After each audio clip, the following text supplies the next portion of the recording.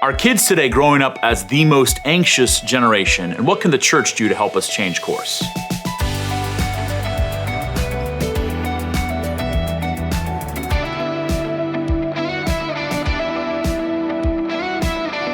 I recently stumbled upon the best-selling book by Jonathan Haidt, a psychologist and expert in morality, who has written a book called The Anxious Generation.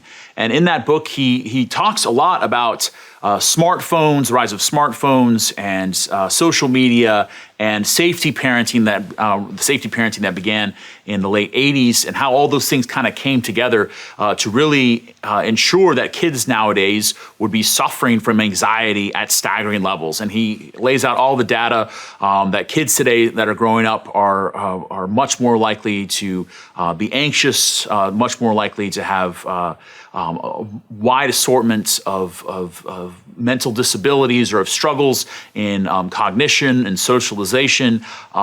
Their self-harm or suicidal ideation are on the rise at staggering levels across the board. Kids today that are growing up, that are in school right now, that are suffering, that are struggling. And he talks about a lot of factors that are at play within this, both correlation and causation. And a lot of it has to do with how kids are atomized or split off from other kids. A lot of it has to do with how kids are spending hours and hours and hours in front of screens.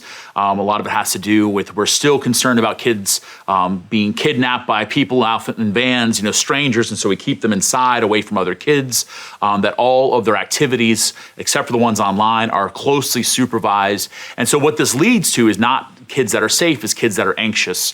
And that anxiety breeds a lot of places of just breakdown. And so kind of recognizing that where we are, that this is not to blame this on these certain parents or on any one person, that all of us have been subject to this. All of us have experienced the rapid growth in technology. All of us have experienced the safety parenting that really grew through, you think of the after-school specials of the 1980s and the More You Should Know sort of campaigns about not taking candy from strangers, so taught parents to be more and more concerned about safety. Don't let your kids outside. Don't have your kids riding their bikes. So it kind of has gotten to a head and then exacerbated by the rise in technology. And then you think how COVID has affected that kids nowadays spend less time with their friends, but are more likely to spend lots of time online. And that impacts their brains, especially when they're too young to be able to, their frontal cortexes aren't formed at young ages. And so all the images that they see, what to speak of violent images or pornographic images, serve to impact them and hurt them in so many different ways, a lot of times without their parents' knowledge.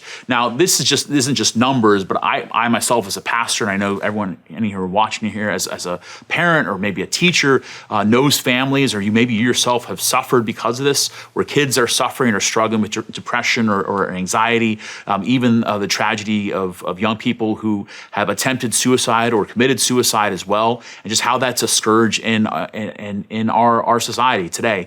And that's something that we need to look at and be aware of so we can do something about it. That's really the whole reason why he wrote that book, and his encouragement for people, his readers, which Jonathan Haidt comes from a very non-religious perspective. He encourages his readers to begin to say, is there something we can do about this? So he proposes 4 rules. And I want to bring this up because I want to specifically say, how can the church kind of interface with what I would say the best of science in this area is saying to help our kids to be safe, our kids to be safe in the best possible sense of the word, for them to not just be safe as in we keep all dangers at bay, but we allow them to thrive in this environment. We allow them to thrive in childhood as they grow into young adults and into adulthood as well. And I think the faith and the gospel in the church has a lot of really good aspects that could be sharing with this conversation that Jonathan Haidt has begun in his book, The Anxious Generation.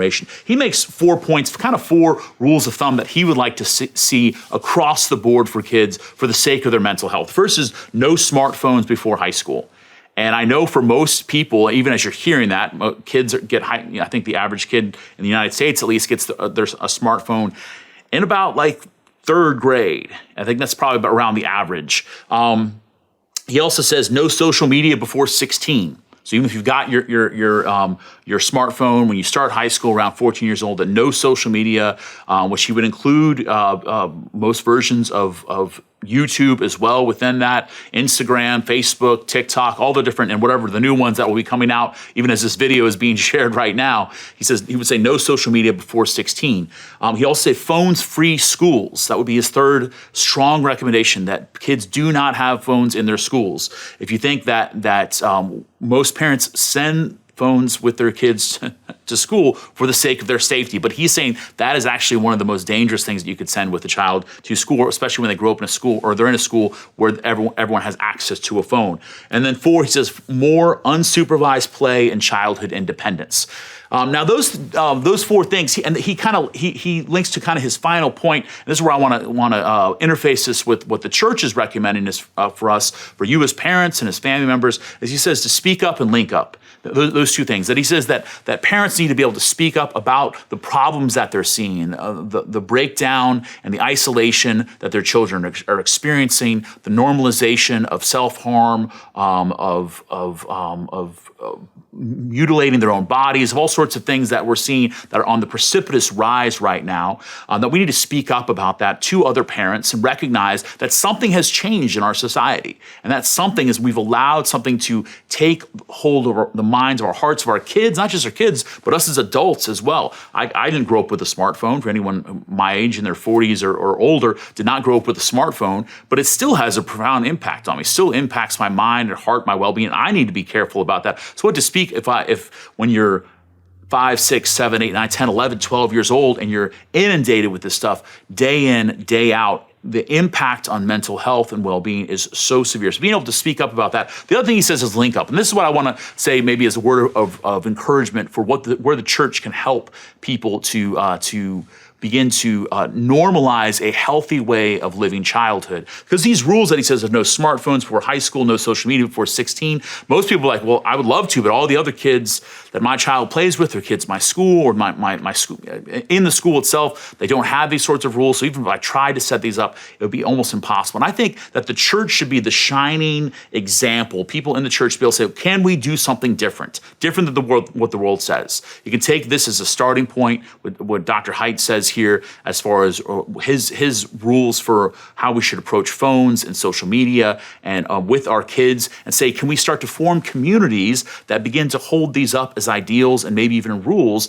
that we can then kind of make our decisions based on that? Because the fact is, most Catholic churches, most Catholic schools, Catholic communities have not had any rules, have just tried to say, we'll avoid the sinful stuff online, which we know how bad that is, especially things like pornography, but not paid attention to the other things that can really negatively impact us. And when parents don't feel supported in this, it becomes that much harder to enforce those standards for their kids. So I just want to say this maybe as a word to those who are part of a church community, maybe to begin asking this question. It's a great book to discuss and read, but that content and concepts from a secular author, for those who are religious, is to say, can we take the good insights that this book shares with us, the terrifying insights in a lot of ways, and apply them to what is the gospel telling us? Because the gospel has good news for us, and one of the best ways that we can link up is to learn how to allow our kids to be in a community with other families, with other kids, to be able to play in phone-free environments, to be able to pray, to be able to have retreats and religious education and youth group and things that can help